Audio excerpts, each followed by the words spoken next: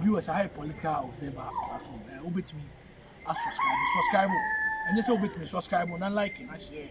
Open platform, you be bro, and near my coursework, man, you say UK elections, and say you become once in America, you become once in open political observer platform. Papa, I be more political history and solid political analysis. Political observer platform. Yeah, this animal we now. Menya Mr. Omani Martins, a political science guy, University of Ghana, 2010, and we political science. And maybe some December. Now, Mr. Omani, we walk about platform. Thank you, baby. Now, I said, Bibia, now, and then maybe some December. First question, who Mahama said 2024 about the bit meeting. Well, thank you for the question. It's yes and no. Okay. Now let me begin with a no. Yeah. No, because our political culture, political realities, sometimes it's difficult for somebody who loses election to come back and capture political power. Oh no, that one I think I would disagree with you because Professor Mills lost 2004, came back and won 2008. Nana Akufo-Addo lost 2022, came back. Not that instance. I'm talking of a situation where somebody has been given the mandate of the people. Okay. To rule. Okay. Then you lose political power. Okay. Then you want to come back. The same people who rejected you, how do you convince them to vote you back? That is what I'm saying. Not that it's not possible. Okay. Yes. So now I'm talking about the no. The no in the sense that but yes, the people can compare what is happening now and what was happening then, and decipher whether Mahama was better or Nana is better.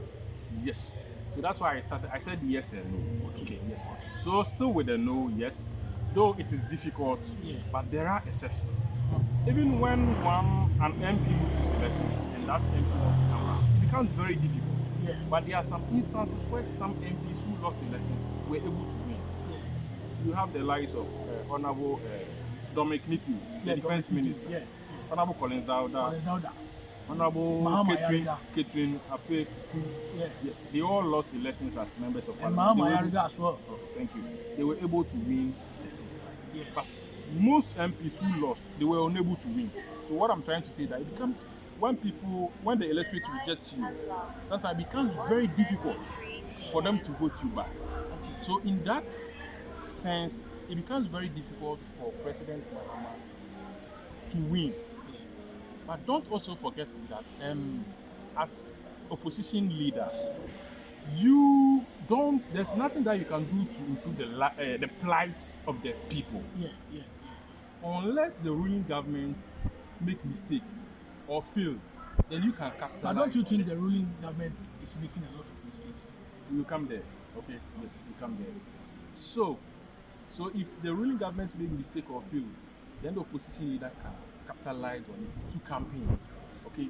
So in that sense, it becomes very difficult for President Mahama to win because he was rejected by the people. Then let me come to the yes. Yeah. Yes, in the sense that every incumbent government has some advantages which is incumbent disadvantage. Yeah. Okay? Incumbent disadvantage. Okay? Yes. Every government which want to break the 8-year cycle becomes very, very difficult. And that alone is fighting against Dr. Barrow. And in that sense, it improves the chances of President John Mahama. Okay?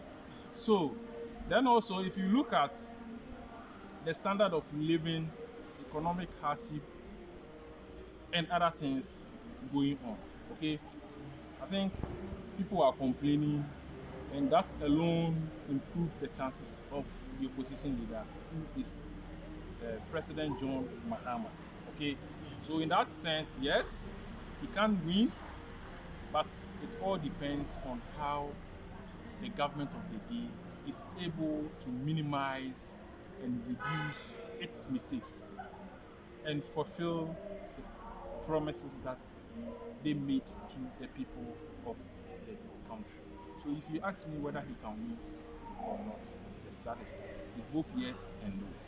So I'm asking you the same question. How do you see Baumia's chances? Can he win? Because a lot of poll, I've heard Global Info Analytics, I've heard a lot of poll saying that Baumia, Mahama is in a comfortable league. Okay. Yes, for Dr. Bawumia, yes, the same yes and no. Okay. Let me also begin with the no. Okay. The no in the sense that, like those points which went for President Mahama, Yeah. okay, the same points will go against Dr. Bawumia. The same incumbency disadvantage. Yeah. Don't forget that Dr. Bawumia has been part of this government for the past 7.5 years. Yeah. Okay, He has been the vice he president, has been the vice president. the head of economic management team. Good. So all the negatives that are associated with Akufo-Addo's government, Dr. Bawumia is part of it. So he's carrying Akufo-Addo's baggage. Those things, he's part of all the bills. Okay. So in that sense, it becomes very difficult for him to win. Okay, that is the no aspect of it. But when it comes to the yes, I think their political slogan for this year is Breaking the eight. it is possible. Yeah, it is possible. Yes. And it has a meaning. Okay. Yeah. And I think that even though there are a lot of negative or mistakes which this government has made, but they can also boast of some positives. There are a lot of things that the current government has gotten it right. Okay, like the implementation of the free SHS, then also restoration of teachers' nurses allowance, road infrastructure, Okay. recruitment of high-level recruitment of people in both education, health sectors, and even security agencies. Okay, so if they are able to capitalize on these things to convince Ghanaians, okay, Yeah. yes, then also admit their mistakes, Okay.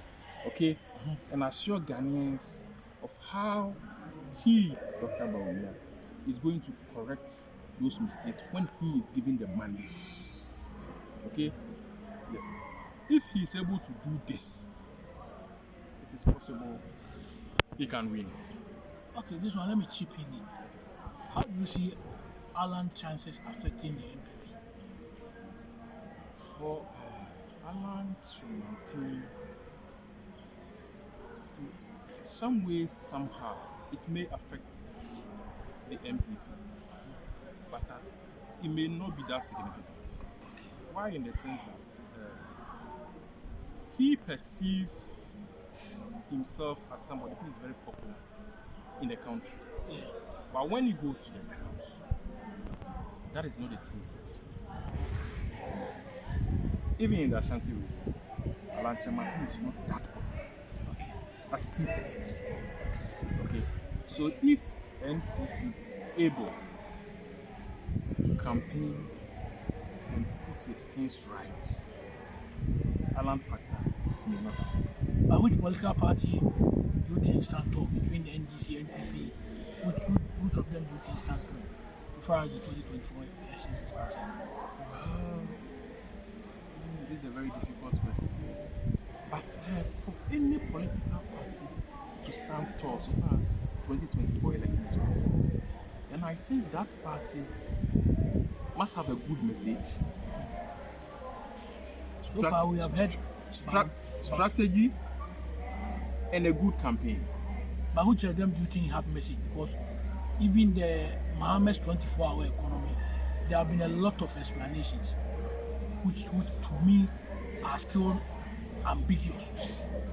You know, the Ghanaian electorate are more discerning. Yeah.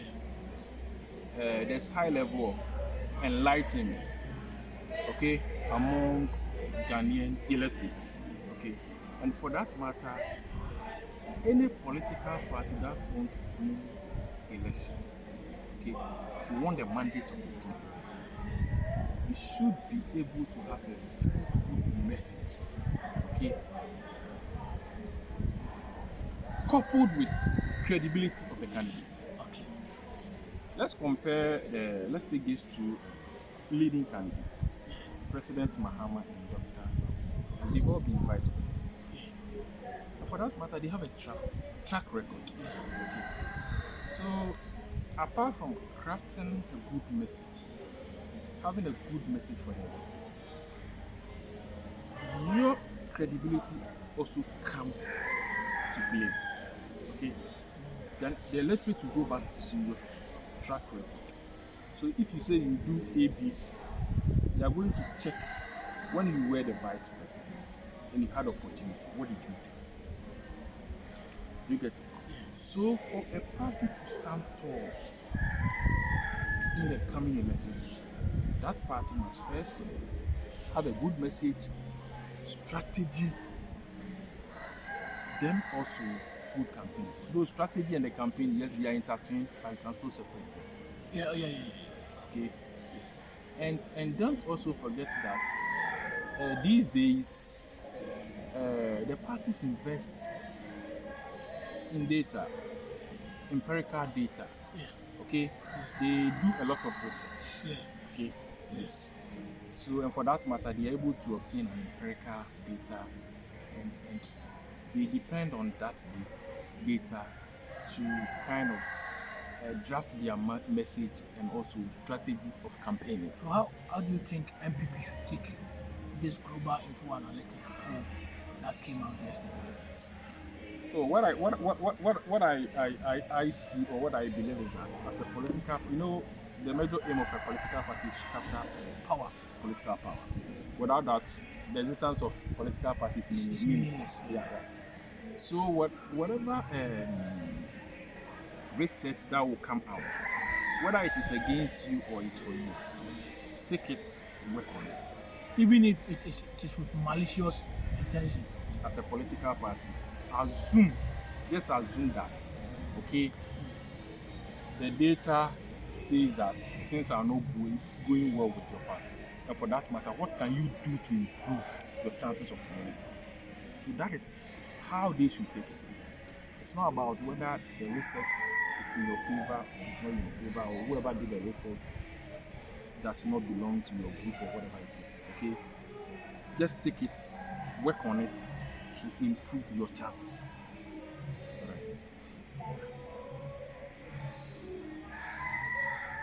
Okay. Yeah. So viewers, this political observer platform we one of the political analysts and